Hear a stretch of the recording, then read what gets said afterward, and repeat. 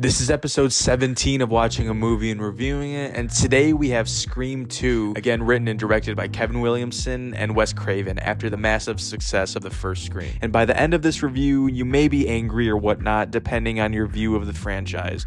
Let me start off by saying I love both the first two Scream movies. No opening scene or kills will surpass the first Scream, obviously, but I do think the opening kills in this movie is still really great too. Jada Pinkett Smith and all. But pacing gets 2 points lower as I'm giving it a 7 out of 10. This movie is 2 hours long, but just like in previous reviews, there's not much you could take out that is worth saving time over story here. I've heard people say to get rid of the drama theater subplot to shave off 5 to 10 minutes, but I like how it adds to Derek's suspicion as a character, and they need to set up for the setting of the end battle somehow.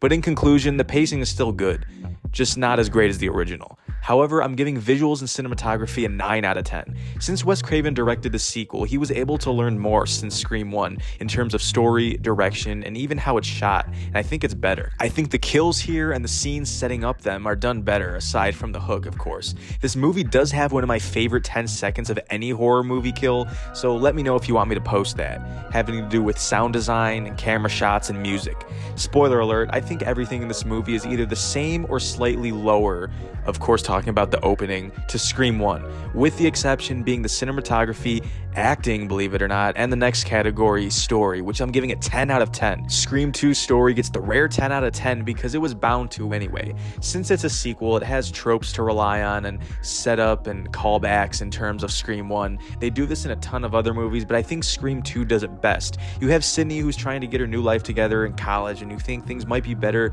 the first time we see her, and discovering caller ID, but the whole plot with Derek is so great as she can suspect anyone, and just like in the original movie, this does a great job of having people not being in the room to increase suspicion and showing up at certain times and stuff like that. And the inclusion of Dewey and Randy's scene where they talk about sequels, which is a good scene, which also includes the thought of legacy characters being the one behind the mask as well, including them two and Gale. Everything falls together so perfectly in the overall story, and even though this movie has a ton of rewrites, I think this draft was one of their better options. Acting and casting gets a 9. I love Courtney Cox in this movie, and I think she gives one of her best performances of all time in this. I think she's the star here, honestly, but I also love Dewey and the continuation of his weird facial expressions, and of course Randy and Cotton Weary.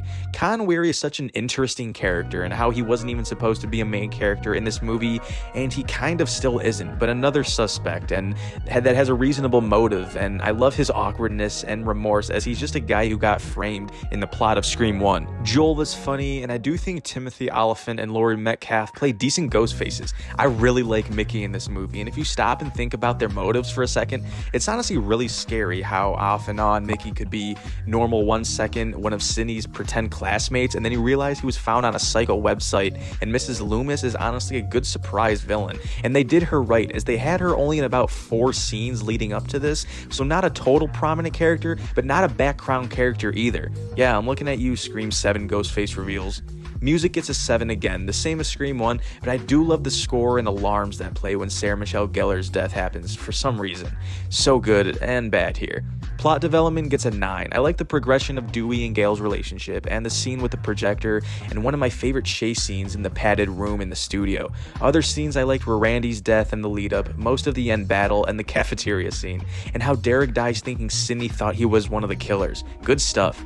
Conclusions gets a 7. A little plain like the original, but what are you gonna do? But I kinda actually like how they wrote out Dewey and he wasn't in the final act, but made an appearance at the end. I like how Cotton is also involved in the finale, and I thought it was so great that he finally gets his 10 minutes via Sydney. Enjoyment and rewatchability gets a 9 again. I personally love this movie. For notes, I have the characters, Gale, Cotton, Dewey, almost all of them, the story, and some of the sound design, and I wrote down the motives that Mickey and Mrs. Loomis use. Not 100% straightforward or perfect, but interesting. Overall, I'm giving Scream 2 an 8.5 out of 10. Alright, see you next time.